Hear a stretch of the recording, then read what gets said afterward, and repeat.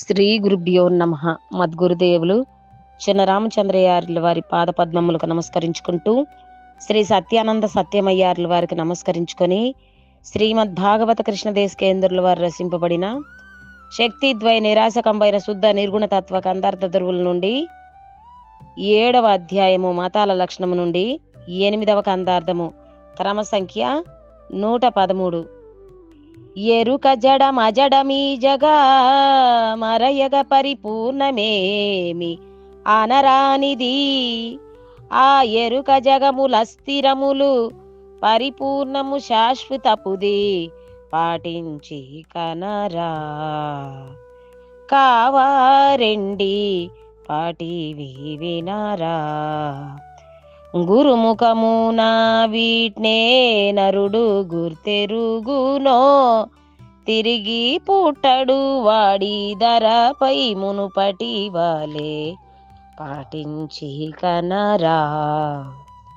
కావారెండి పాటివి వినరా. గురుభ్యో నమః. ఆత్మానాత్మరకితం అచల పూర్ణోపదేశికం శ్రీ నిశ్చలానంద నారాయణ గురోర్శిష్యం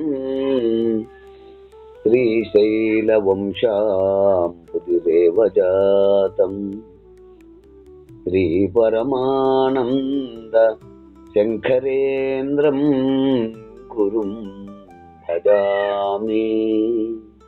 మద్గురుదేవులు శ్రీ శ్రీ పరమానంద శంకర నారాయణ స్వామి వారి పాదపద్మములకు నమస్కరించుకుంటూ, శ్రీమద్ భాగవత కృష్ణదేశ కేంద్ర ప్రభువులచే విరచితంబైన శక్తిద్వయ నిరాశకంబైన శుద్ధ నిర్గుణ తత్వ కందార్థ ధరువులు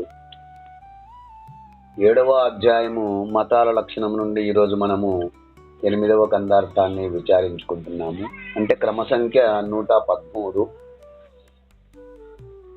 క్రిందటి కందార్థములో 7 అక్షరములు ప్రపంచము, తాను, నేను ప్రణవాక్షరమునందే పుట్టినవని శృతులు తెలుపుచున్నవి. అట్టి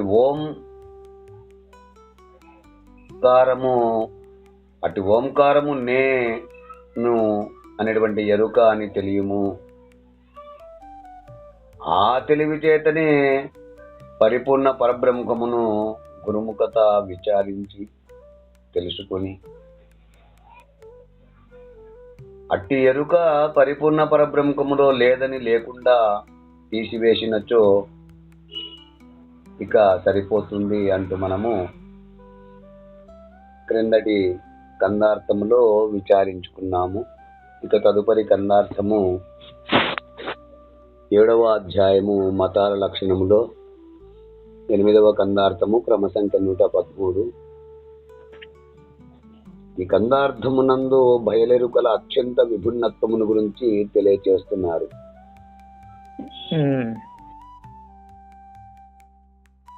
ఎరుక జడమజడమీ జగమరయగా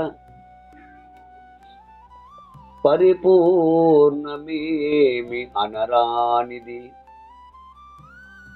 ఆ ఎరుక జగముల స్థిరములు పరిపూర్ణము శాశ్వతపుది పాటించి కనరా. కావారండి పాటివి వినరా. గురుముఖమున వీట్నే నరుడు గుర్తెరుగునో.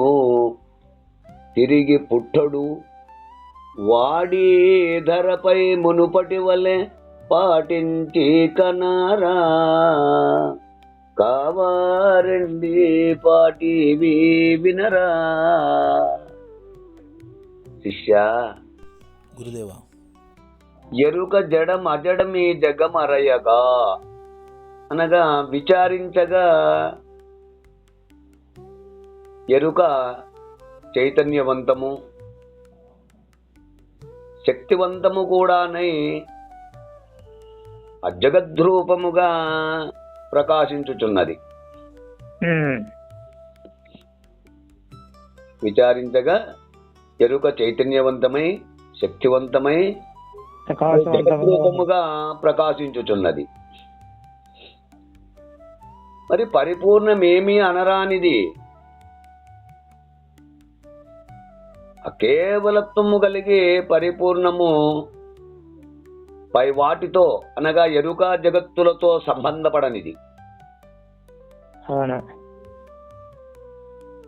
కనుక పరిపూర్ణము శాశ్వతమైనది. ఎరుక జగములు అస్థిరములు. గుర్తనగా ఎరుక.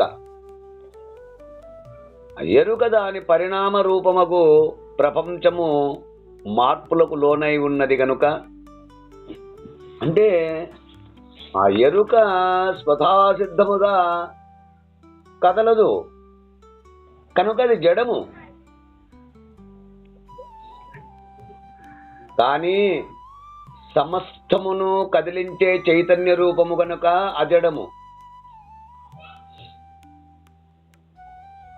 జగత్తుతో స్వతహా కదలదు గనక అది జడము అన్నారు. కానీ జగత్తునందున్న ఎరుక సత్తా చేత ఆ జగత్తు చైతన్యవంతమైనదిగా మనకు కనిపించుతున్నది.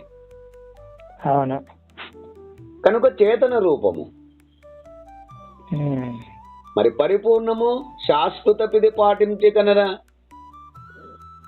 పరిపూర్ణ పరబ్రహ్మము కదలదు, మరొక దానిని కదిలించదు. కనుక జడమనరాదు, అజడము అనరాదు. ఎందుకు అంటే జడము ఉండుట అనే ధర్మము లేనిది. పరిపూర్ణము శాశ్వతముగా ఉన్నది కనుక జడము అనరాదు. కావారండి పాటివి వినరా. ఈ రెండు ఏవి అంటే ఎరుక పరిపూర్ణము. ఈ రెండింటికి అత్యంత విభిన్నత్వమై ఉన్నవి, ఒకదానినొకటి కలవవు.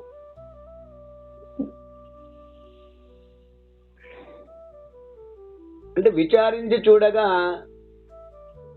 ఎరుక పరిపూర్ణము అత్యంత విభిన్న రూపమై ఉన్నవి. దాని పోలికలు దానివే, దీని పోలికలు దీనివే. ఎందుకంటే జీవేశ్వర జగత్తునందు ఈ ఎరుక చైతన్యవంతము శక్తివంతముగాను ఆ ద్వంద్వ రూపముగా ప్రకటమగుతున్నది. కనుక కేవలము జడము గాని చైతన్యవంతము గాని కలిగి ఉండలేదు. అది నిరంతరం పరిణామశీలమై మార్పుకు లోనగుతున్నది.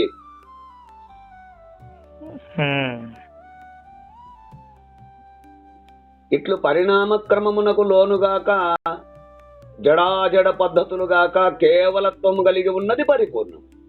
ఏ మార్పులు చెందకుండా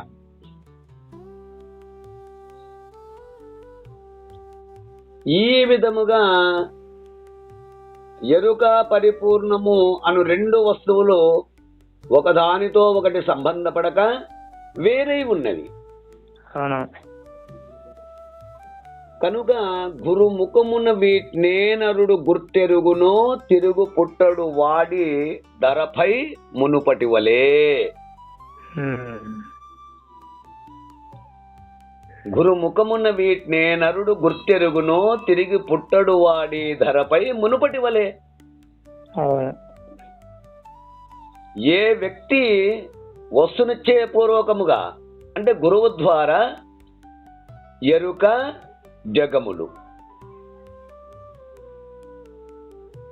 పరిపూర్ణము ఈ రెంటి అంటే ఎరుకను పరిపూర్ణమును ఈ రెంటి భేదమును ఎరుక జగము రెండొకటి కనుక ఎరుక జగములు అంటాడు.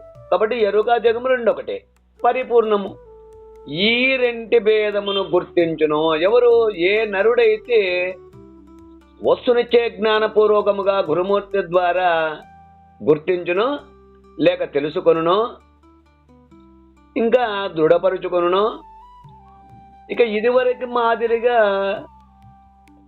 అజనన మరణములకు లోనుగాడు. పెట్టడం గిట్టడం ఉండదు. ఉండదు. తిరిగి పుట్టనే పుట్టడు. అంటే ఈ ఎరుగా జగములు పరిపూర్ణము గురించి పూర్తిగా గురుముఖముగా చక్కగా ఏ భక్తుడైతే చక్కగా విచారించి తెలుసుకొనునో అట్టివాడు ఈ భూమిపై మునుపటి వలె తిరిగి జన్మను పొందడు. ఈ అవిద్య ప్రతిబింబము చైతన్యములు ఈ రెండూ కలిసి ఎరుక. అవిద్య జడము, ప్రతిబింబము చేతనము. అవిద్య అజ్ఞానము, ప్రతిబింబము జ్ఞానము కనుక ఎరుక జడము అజడమగును. ఎరుక జడము అజడమగును.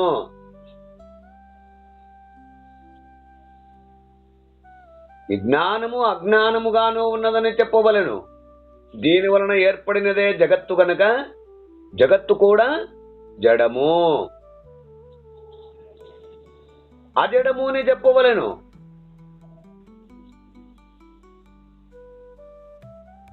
ఇట్టి జడాజడములు కానిది పరిపూర్ణము. అవును, ఇట్టి జడాజడములు కానిది పరిపూర్ణమని నిర్ణయము. ఈ విధముగా విచారించి అద్వంద్వ రూపమైన అంటే జడము అజడము అంటే అవిద్యా ప్రతిబింబము చైతన్యము. ఇక ప్రతిబింబము చేతనము. ఇట్లా జ్ఞానము అజ్ఞానము, జడము అజడము, ఇట్లా ద్వంద్వ రూపమైన ఎరుక లేనిదనియు ఏక స్థితి కలిగిన పరిపూర్ణము మాత్రమే శాశ్వతమైనదని విచారించి సూచిన అట్లు ఏ నరుడైతే తెలుసుకుంటాడో అట్టి నరునకు పునరావృత్తి లేదని అచల ఋషుల నిర్ణయం అంటూ మనకు ఈ కందార్థమును తెలియజేస్తున్నారు. ఈ కందార్థ భావాన్ని మీరు కూడా అందుకుంటారని కోరుకుంటూ ఇంకా ఈ కందార్థములో తమ తమ గురువుల ద్వారా విచారించి తెలుసుకుంటారని కోరుకుంటూ జై గురుదేవ. జై గురుదేవ. జై గురుదేవ. జై గురుదేవ. జై గురుదేవ.